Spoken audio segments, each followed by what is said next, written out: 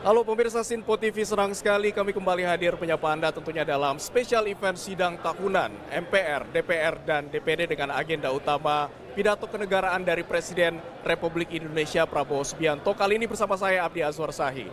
Dan pemirsa, kali ini saya tidak di studio, namun saya hadir langsung dari Gedung Parlemen Senayan, Jakarta. Dan kali ini saya tidak sendiri, saat ini sudah bersama saya ada Bapak Hariko Wibawa Satria, tenaga ahli utama Badan Komunikasi Pemerintah Republik Indonesia. Nanti kita akan berdialog bersama. Selamat pagi Pak Hariko. Selamat pagi Mas Abdi, selamat pagi pemirsa Sinpo TV, sehat selalu. Ya, sehat ya Bang ya.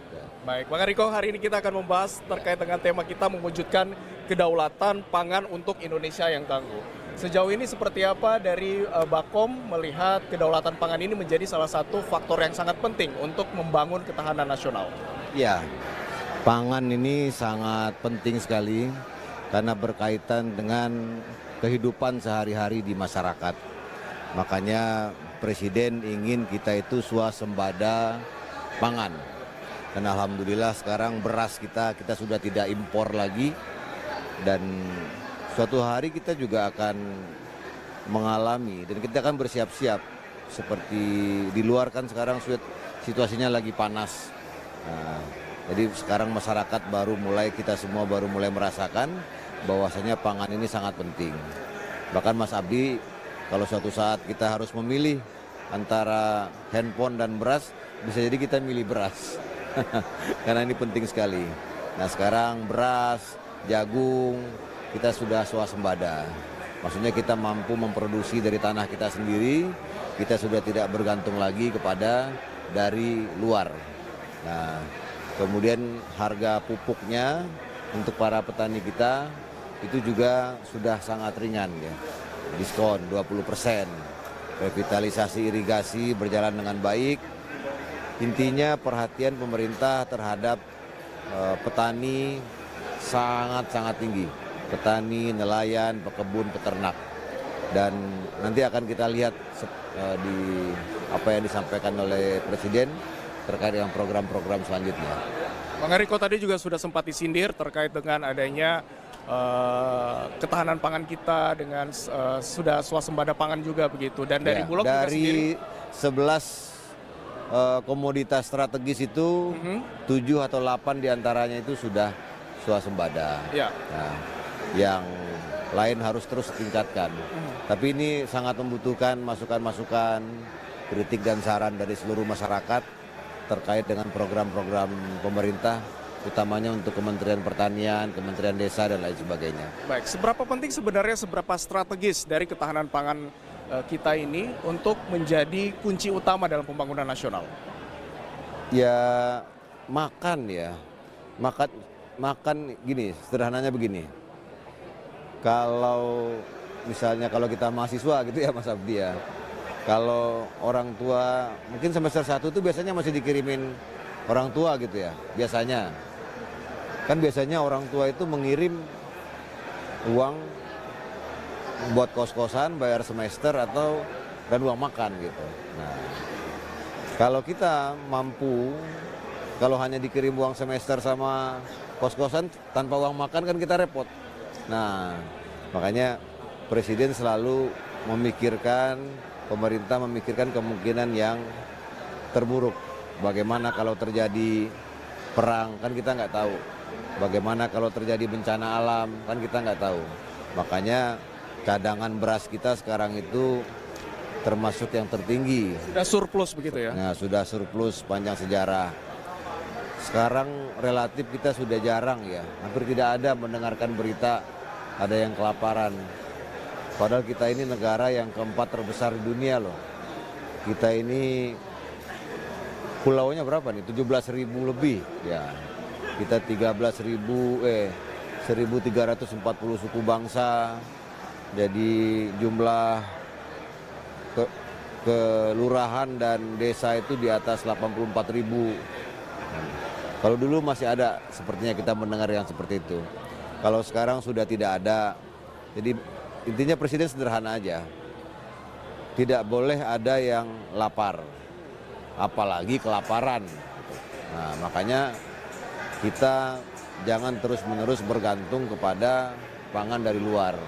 Nah, ini targetnya sebetulnya di 2028.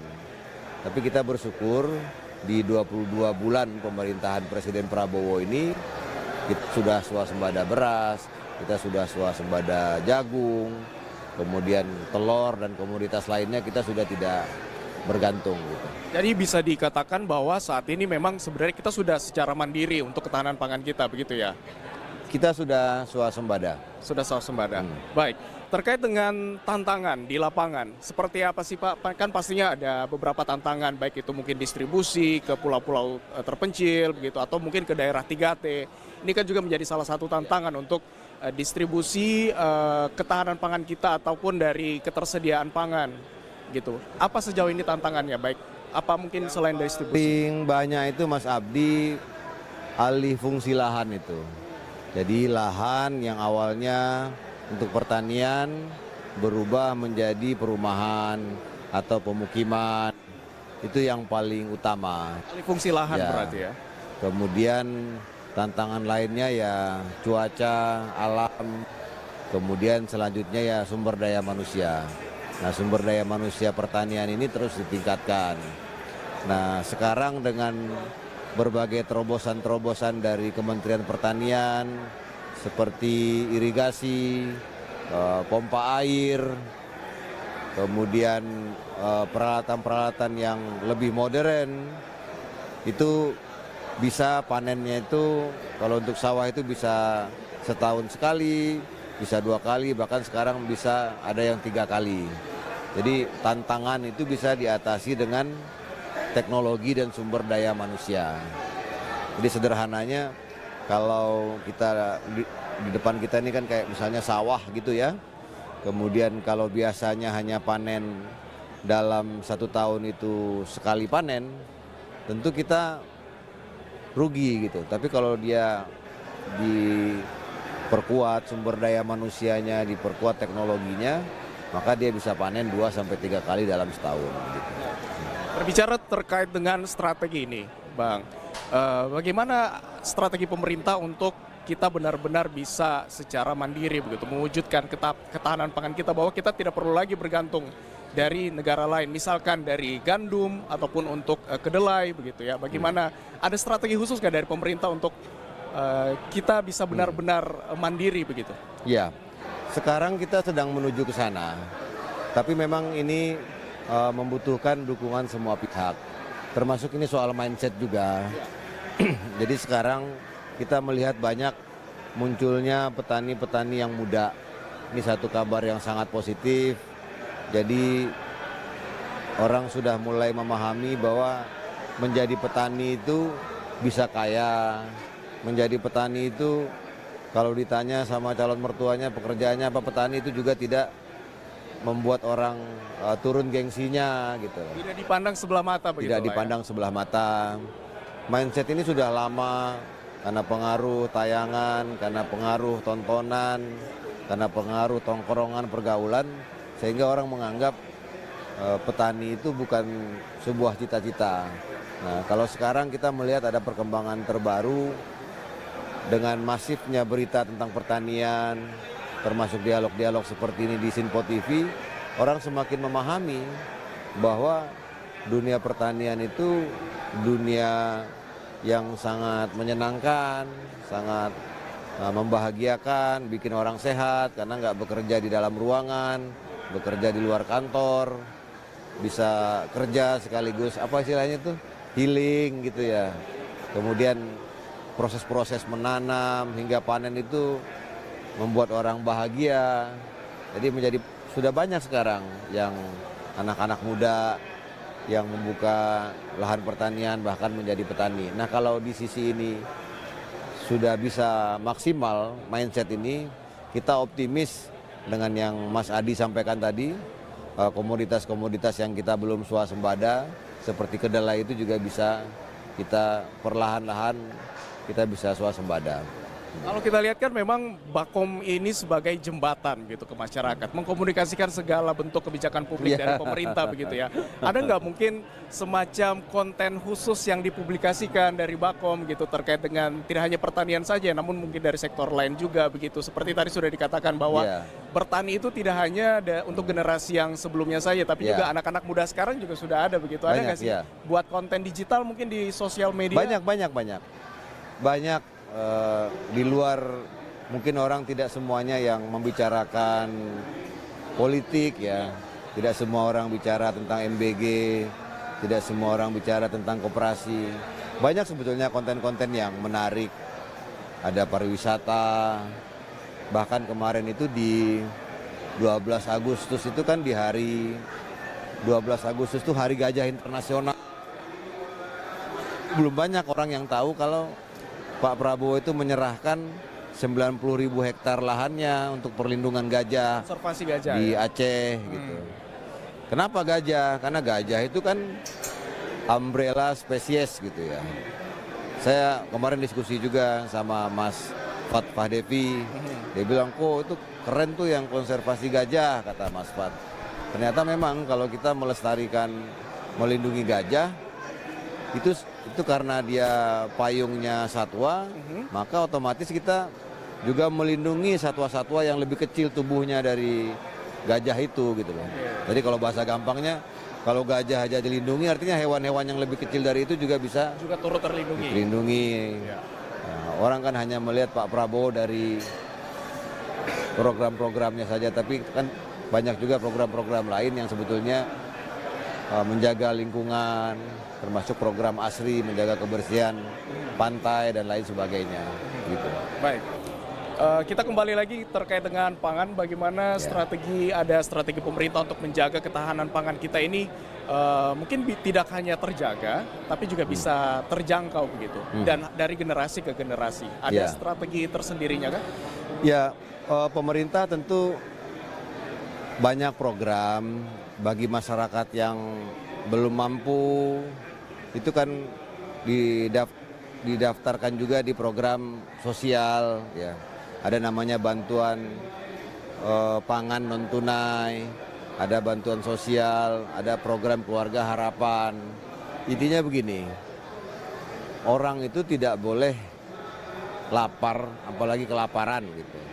Jadi di Indonesia ini sekarang apalagi dengan adanya media sosial, ketika di mana saja kita mendapatkan kalau ada saudara kita yang dia misalnya lapar atau kelaparan, itu kan bisa dilaporkan ke RT, bisa dilaporkan ke RW. Kita sudah punya sistem sosial yang sangat bagus, apalagi kalau dilaporkan ke media sosial, waduh banyak banget yang bantu. Karena kita punya cadangan beras yang cukup, kita punya dinas sosial, kita punya dinas kesehatan, kalau di daerah kita punya kementerian-kementerian yang memang punya konsentrasi untuk melindungi saudara-saudara kita yang kebetulan dia punya tantangan dengan masalah pangan. Nah, lurah di daerahnya disampaikan ke camat di daerahnya biar bisa dimasukkan datanya di data di Kementerian Sosial. Karena program bantuan sosial itu banyak banget.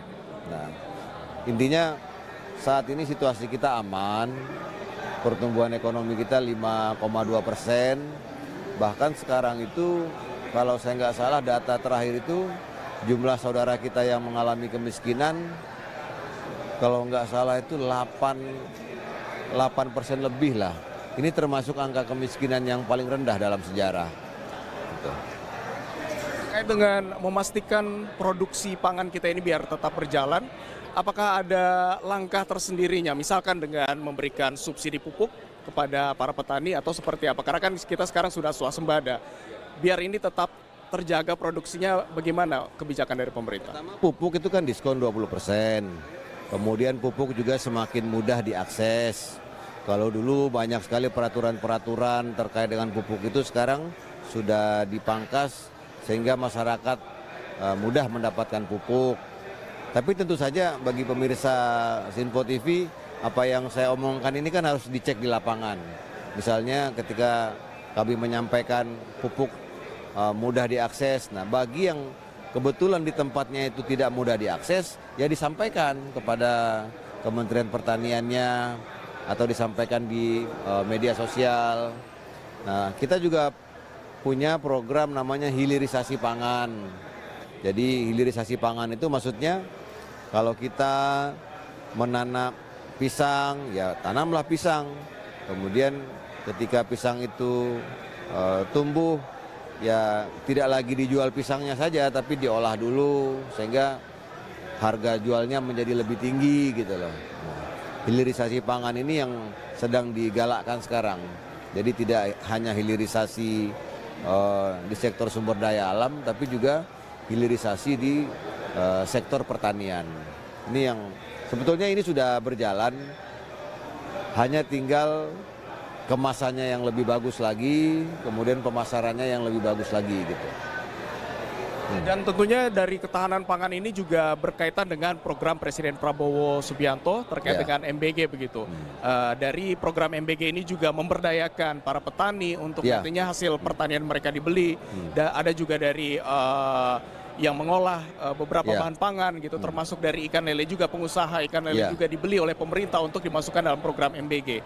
Ini tentunya sangat sangat terkait gitu ya, sangat terhubung begitu program pemerintah untuk melestarikan, mensejahterakan petani juga, tapi program MBG juga tetap berjalan. Nah, ini seperti apa evaluasinya sejauh ini? Apakah ada masukan tambahan mungkin dari para petani, peternak mungkin? Ya, jadi sejauh ini 85% dari dapur-dapur MBG itu sudah memberdayakan lebih kurang 2 atau 3 UMKM.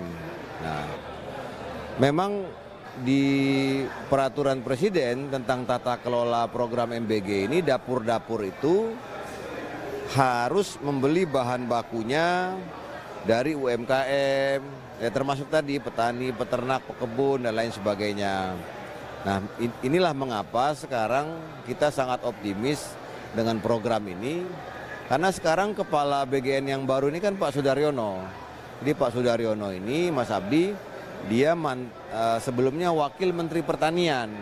Nah, Pak Sudaryono sangat memahami tentang rantai pasok, sangat memahami di daerah ini apa yang paling diunggulkan, komoditas apa, gitu, satwa apa. Ini akan terus dipastikan bahwa dapur-dapur itu pertama, dapur itu tidak boleh memarkup harga bahan baku, ya kan? Kemudian dapur-dapur itu tidak boleh pemasoknya itu dimonopoli gitu. Nah, itu sama-sama. Jadi sekali lagi melalui Sinpo TV kami mengundang seluruh masyarakat. Masyarakat jangan sedikit pun ada keraguan untuk melaporkan kalau ada dapur-dapur MBG yang memarkup bahan baku, kalau ada dapur MBG yang memonopoli penyalur, supplier, itu dilaporkan. Nah, kalau tidak dilaporkan nanti tidak ada perubahan, ya kan? Nah, karena dilaporkan oleh masyarakat, dilaporkan oleh jurnalis, itu akan terjadi perubahan. Karena program MBG di kita ini, Mas Abdi, ini baru berjalan 20 bulan. Di semua negara itu ketika memulai MBG tentu ada tantangannya. Seperti di Jepang itu sudah 72 tahun programnya berjalan, di Spanyol itu sudah 120 tahun. Makanya kalau kita lihat di Spanyol itu kan budaya hidup sehatnya bagus, budaya makan sehatnya bagus.